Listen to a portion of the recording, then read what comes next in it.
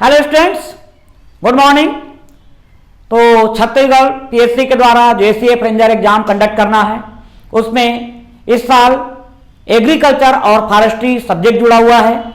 तो यहाँ पर आज हम फॉरेस्ट्री से रिलेटेड जो टॉपिक है उसको फोकस करते हुए हाल ही में जो छत्तीसगढ़ पीएससी के द्वारा असिस्टेंट प्रोफेसर का एग्जाम कंडक्ट हुआ था उसमें फॉरेस्ट्री से रिलेटेड आपका 100 क्वेश्चन का पेपर है सेट ए। उससे रिलेटेड क्वेश्चन को हम यहां पर एक एक करके एक्सप्लेन करते जा रहे हैं।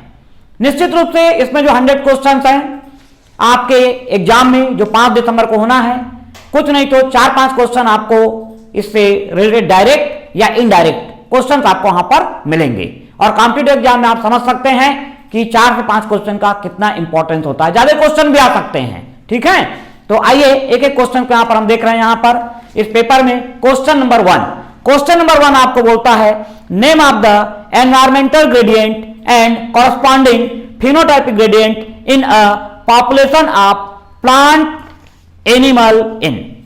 अब यहां पे ये बोल रहा है, देखिए क्वेश्चन आपका कि कोई भी प्लांट या एनिमल है तो उसका जो कैरेक्टर होता है या उसमें जो सिम्टम्स होते हैं, भाई यदि हम अपनी ही बात करते हैं तो हमारे कुछ सिम्टम्स क्या है आपका जेनेटिकली हैं, आनुवांशिक रूप से अपने को प्राप्त हुए हैं। अब कुछ सिम्टम्स ऐसे हैं जो एनवायरमेंट से प्रभावित होते हैं, जैसे आपका हेयर कलर, हेयर का टाइप, स्किन कलर, ये सब एनवायरमेंट से अफेक्टेड होते हैं। उसी जगह आपका ब्लड ग्रुप है, ब्लड ग्रुप कभी भी चेंज नहीं होता है। क्यों? क्योंकि जेनेटिकल है। यहां पर हम 2 वर्ड पढ़ते हैं, ध्यान रखना, पहले पढ़ चुके हैं, जीनोटाइप और फिनोटाइप। तो जीनोटाइप मतलब क्या होता है?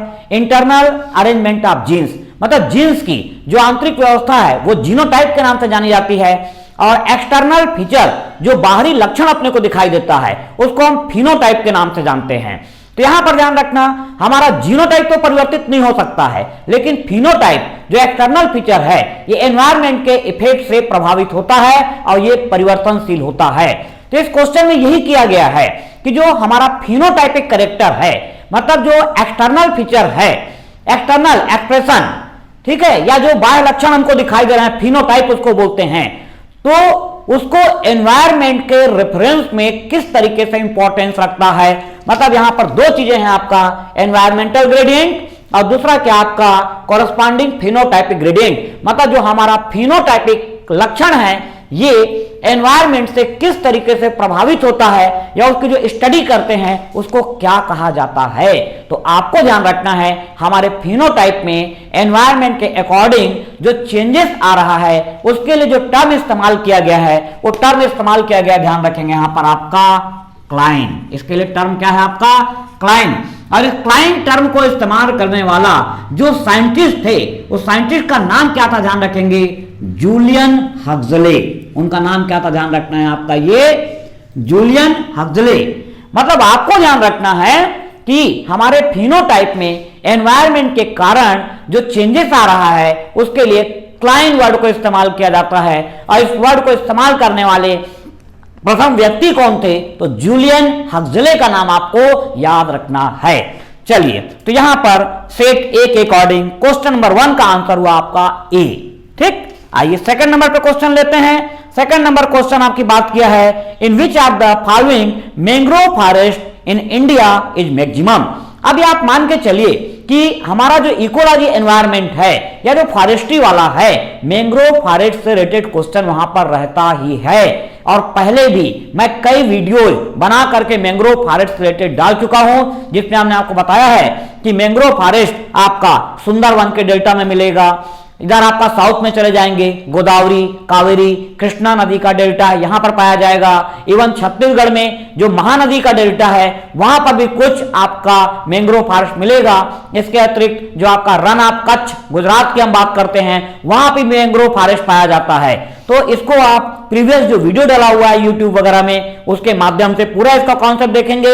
यहां पर फिलहाल क्वेश्चन के according in which of the following mangrove forest in India is maximum, यहां पर आंसर आपका बना है सुंदरवन डेल्टा। इसका आंसर क्या बना है आपका? सुंदरवन डेल्टा। मतलब अदर ऑप्शन है महानदी डेल्टा, गोदावरी डेल्टा, ठीक है, यहां पर भी मैंग्रोव फॉरेस्ट पाया जाता है, लेकिन मैक्सिमम मैंग्रोव फॉरेस्ट कहां पर है? तो आपको ध्यान रखना है ये है सुंदरवन डेल्टा में। और आप पढ़ चुके हैं कि मैंग्रोव फॉरेस्ट कहां मिलता है आपका मर्फी प्लेसेस, टाइडल एरिया, मतलब जो समुद्र के निकट ज्वारी क्षेत्र का दलदली स्थल है वहां पर पाया जाता है, जहां पे सैलाइन वाटर होता है, मतलब उस वाटर में मोर अमाउंट में साल्ट होता है। और ऐसी कंडीशन में जो प्लांट ग्रो करते हैं उनको हेलोफाइट के नाम से जाना जाता है। यहां का एक स्पेसिफिक ट्री क्या है आपका राइजोफोरा, और राइजोफोरा में हमने पढ़ा है presence of pneumatophore, pneumatophore means respiratory root. इसके अलावा विविपेरी, विविपेरी भी हमने पढ़ा है आपका मैंग्रोव फॉरेस्ट में, vivipary means seed germination inside of fruit. तो ये सारे पॉइंट को आपको ध्यान रखना है जो कि मैंग्रोव फॉरेस्ट से रिलेटेड हैं, ठीक है। आइए क्वेश्चन नंबर 3 को हम देखते हैं। Which law is used for estimating the proportionate distribution of tree in selection forest. देखिए फॉरेस्ट में एक अपना मैनेजमेंट होता है, फॉरेस्ट मैनेजमेंट हमारे सिलेबस में है, तो इसमें फॉरेस्ट में ट्री कटिंग कैसे की जाए, मतलब यहां पर आपका हार्वेस्टिंग ऑफ ट्री, मतलब फॉरेस्ट में ऐसा नहीं कि ट्री कटिंग किसी भी तरीके से कर दिए नॉर्मल तरीके से, उसका प्रॉपर एक सिस्टम होता है। और हार्वेस्टिंग ऑफ ट्री के लिए अपने को 3 प्रकार के मेथड फॉरेस्ट में अपने को मिलते हैं, 3 टाइप्स ऑफ मेथड मिलते हैं फॉरेस्ट में ट्री कटिंग के लिए। ये मेथड होता है हमारा नंबर 1 पे होता है आपका क्लियर कटिंग मेथड। ये क्या होता है आपका ध्यान रखना है, क्लियर कटिंग मेथड। दूसरा मेथड होता है यहां पर ध्यान रखना आपका ये शेल्टर वुड कटिंग मेथड। और 3rd नंबर का जो मेथड होता है ये मेथड कहलाता है आपका, जो यहां पर क्वेश्चन में आपको लिखा हुआ है सिलेक्शन फॉरेस्ट। ये क्या होता है ध्यान रखना आपका, ये सिलेक्शन फॉरेस्ट के नाम से जानते हैं, इसको अपन ध्यान रखेंगे।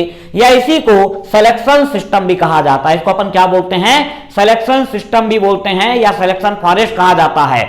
मतलब फॉरेस्ट में हार्वेस्टिंग ऑफ ट्री या ट्री कटिंग के 3 मेथड हैं। 3 मेथड कौन कौन सा है, क्लियर कटिंग मेथड है, शेल्टर वुड मेथड है और आपका सिलेक्शन फॉरेस्ट मेथड है। इनके बारे में नेक्स्ट वीडियो में डिटेल आपको बताऊंगा। फिलहाल यहां पर क्वेश्चन के according which law is used for estimating the proportionate distribution of tree in selection forest. मतलब सिलेक्शन फॉरेस्ट में मतलब एक निश्चित अनुपात में वृक्षों का जो वितरण है उसको मैनेज करने से संबंधित जो लॉ है वो कौन सा है, तो यहां पर इसका जो आंसर बन रहा है आपका ये है आपका लियोकोट्स लॉ। इसका नाम क्या है ध्यान रखेंगे यहां पर, लियोकोट्स लॉ। ये हो गया आपका लियोकोट्स लॉ, मतलब एक लियोकोट्स लॉ है।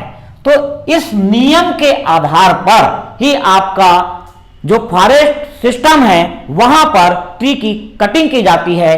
तो यहां पर क्वेश्चन के अकॉर्डिंग आंसर बना आपका बी वाला आंसर बन रहा है डी लियोकोट लॉ। तो डी लियोकोट लॉ क्या है आपका, सिलेक्शन फॉरेस्ट से रिलेटेड है, ये आपको ध्यान रखना है।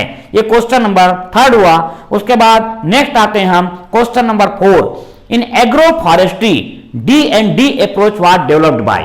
एग्रो फॉरेस्ट्री पूरा एक टॉपिक है जो मेरी बुक में भी है और इससे रिलेटेड आपका वीडियोस भी आपको उपलब्ध कराया गया है। एग्रो फॉरेस्ट्री मतलब यहां पर फॉरेस्ट्री और एग्रीकल्चर को साथ साथ किया जाता है, ठीक है। तो इस एग्रो फॉरेस्ट्री में एक सिस्टम प्रचलित है, ये आपका लैंड मैनेजमेंट कि मतलब भूमि का प्रबंधन अपने को किस तरीके से करना है, वहां पे एक प्रकार का मैनेजमेंट आता है, इसको बोलते हैं D&D अप्रोच। तो यहां पे डी का मतलब क्या है ध्यान रखना आपका, ये डायग्नोसिस। डी का मतलब क्या है, ये डायग्नोसिस। और दूसरे वाले डी का मतलब क्या है यहां पर ध्यान रखना, ये डायग्नोसिस एंड डिजाइन। दूसरा का मतलब मीनिंग क्या है यहां पे, डायग्नोसिस एंड डिजाइन। तो D&D अप्रोच की जो बात किया है मतलब जो आपका लैंड मैनेजमेंट है उसमें उसका डायग्नोसिस करना, मतलब वो जो लैंड है या जो सॉइल है उसका एक परीक्षण करना और दूसरा अपना क्या उसका डिजाइन करना कि हम किस तरीके से वहां पर एग्रो फॉरेस्ट्री हम करें कि हमको अधिक से अधिक प्रोडक्शन प्राप्त हो सके। तो इसी मेथड को कहा गया, ध्यान रखेंगे यहां पर D&D अप्रोच के नाम से जाना गया है। और जो D&D अप्रोच है इस कॉन्सेप्ट को डेवलप किया था किसने, तो यहां पर आप ध्यान रखेंगे इस मेथड को डेवलप किया था किसने, आपका ये international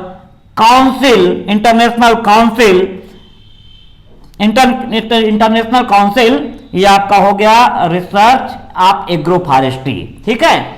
international council for research of agro forestry. ये आपका स्थित है, ध्यान रखना, आपका केन्या में है। कहां पर है आपका, ध्यान रखेंगे, ये केन्या में है।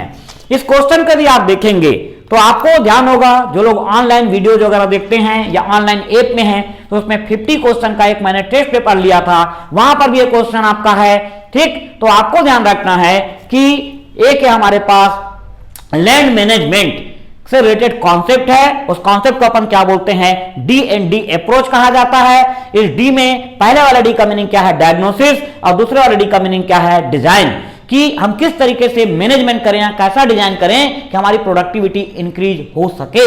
तो इससे रिलेटेड जो कॉन्सेप्ट है ये किसने दिया था, ध्यान रखेंगे, international council for research of agro forestry, जो केन्या में स्थित है, तो उसके द्वारा डी और डी कॉन्सेप्ट दिया गया था। तो यहां पर जो क्वेश्चन नंबर 4 है, क्वेश्चन नंबर 4 में आंसर हमारा क्या बना है, यहां पर सी आंसर बन रहा है, ICRAF। उसके बाद नेक्स्ट आते हैं अपन question number 5, most of the global industrial timber come from which forest. मतलब वैश्विक स्तर पर जो अपने को टिम्बर की प्राप्ति हो रही है, इमारती लकड़ी की प्राप्ति हो रही है, ये मुख्य रूप से कहां से प्राप्त होती है। यहां पर हमारा आंसर बना है कोनिफर फॉरेस्ट। हमारा आंसर यहां पर क्या बना है, कोनिफर फॉरेस्ट, बी वाला हमारा आंसर बन रहा है। ठीक है, तो अब यहां पर जो क्वेश्चन नंबर 5 है, कोनिफर फॉरेस्ट, इस कोनिफर फॉरेस्ट के बारे में थोड़ी सी हम अतिरिक्त जानकारी को प्राप्त करने का प्रयास करते हैं।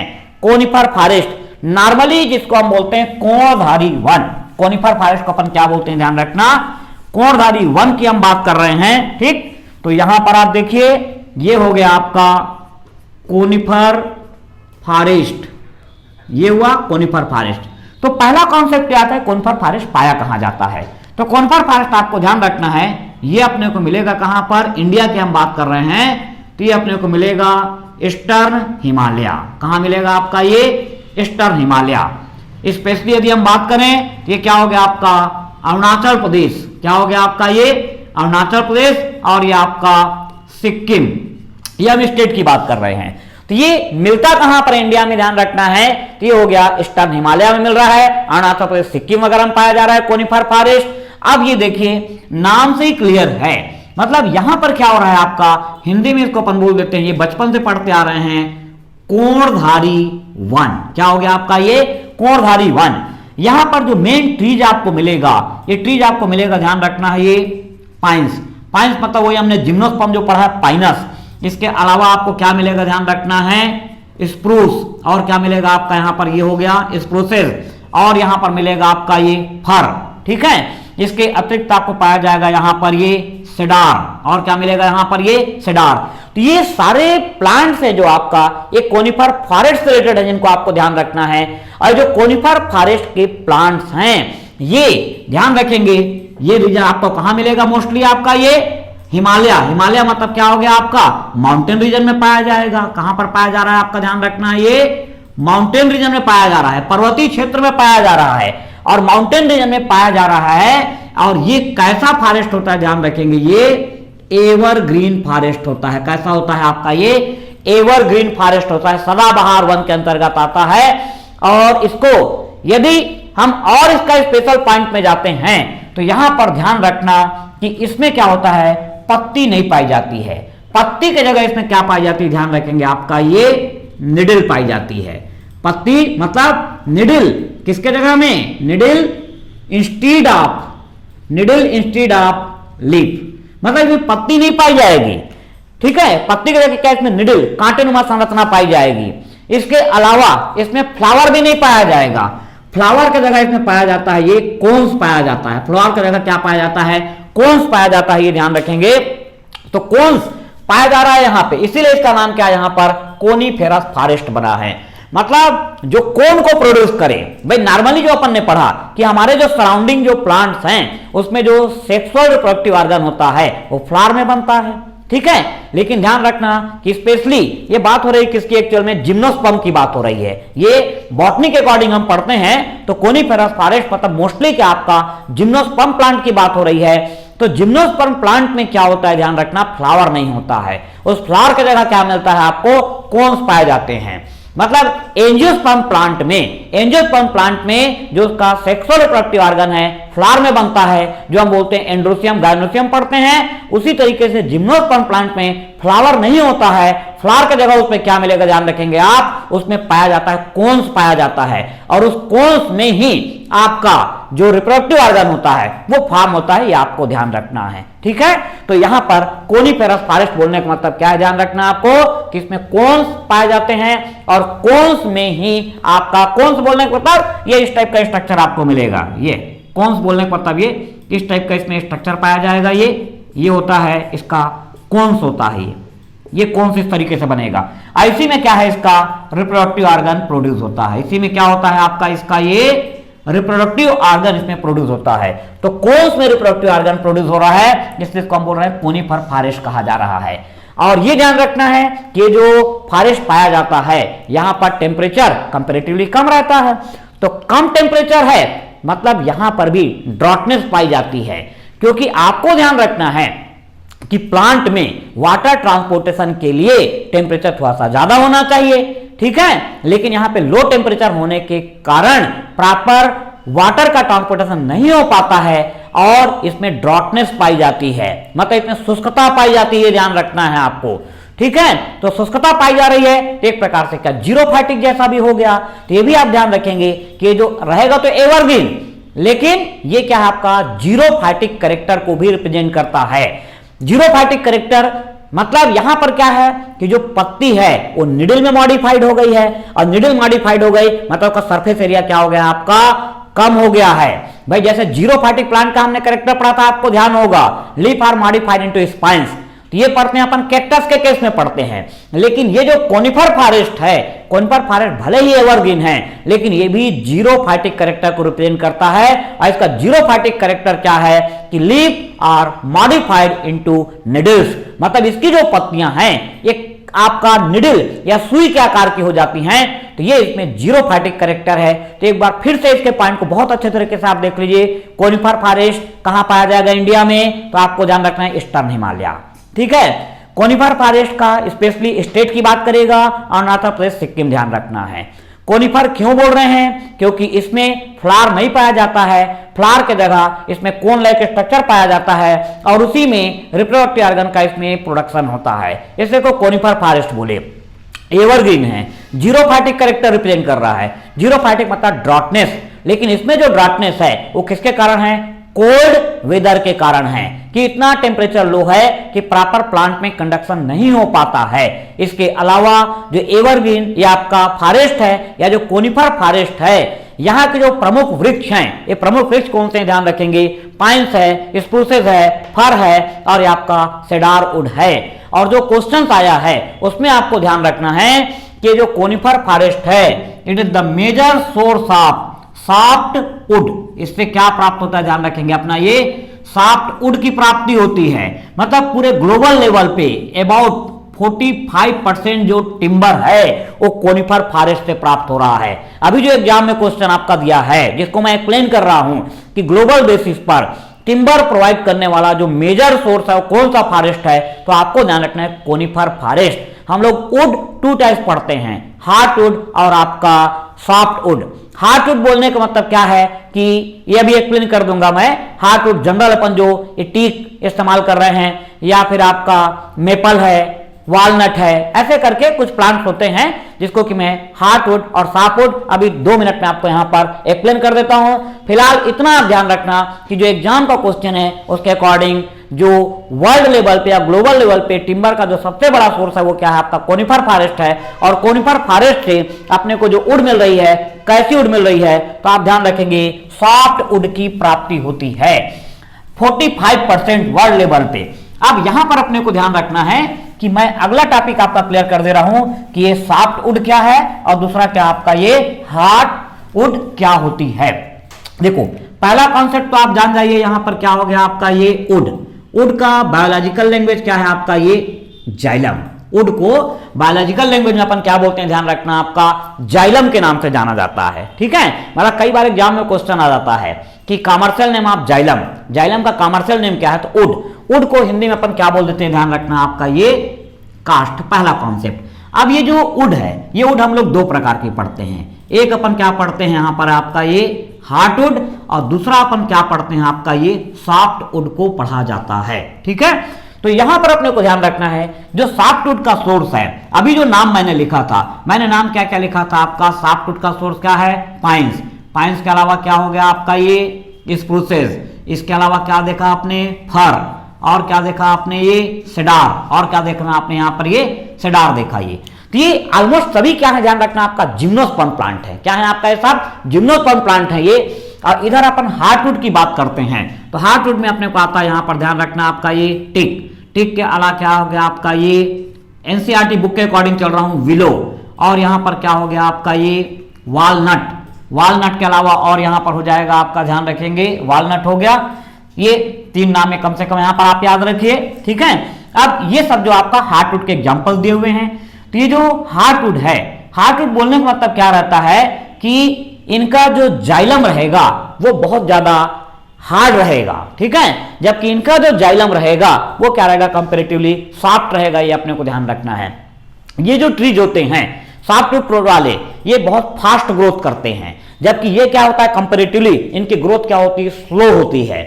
ठीक है, इसके अलावा ये जो वुड है ये क्या होता है, फायर के लिए इसमें रेजिस्टेंस बहुत कम होता है, मतलब तत्काल, मतलब ये शीघ्रता से ज्वलनशील होते हैं ये। ठीक है, मतलब फायर रेजिस्टेंस इसमें कंपैरेटिवली कम होता है, इनमें फायर रेजिस्टेंस क्या होता है, अधिक होता है। ठीक, तो अपने को ये ध्यान रखना है कि जो सॉफ्टवुड की हमने बात किया, हालांकि बहुत लंबा चौड़ा कॉन्सेप्ट है इसका कि हार्टवुड सॉफ्टवुड, बॉटनी की लैंग्वेज में ये अपने आप में एक बहुत बड़ा चैप्टर है, लेकिन अभी फॉरेस्ट्री में जो क्वेश्चंस आया है तो उसके अकॉर्डिंग बहुत लिमिटेड टाइम में जो मैं आपको एक्सप्लेन कर रहा हूं, तो ध्यान रखेंगे हार्टवुड और सॉफ्टवुड। तो heartwood highly resistance against fire, और इनकी ग्रोथ क्या होती है, कंपैरेटिवली स्लो होती है, जबकि जो सॉफ्टवुड है इनकी ग्रोथ बहुत फास्ट होती है और फायर के लिए इनमें रेसिस्टेंस कंपैरेटिवली क्या होता है, कम होता है। Basic difference.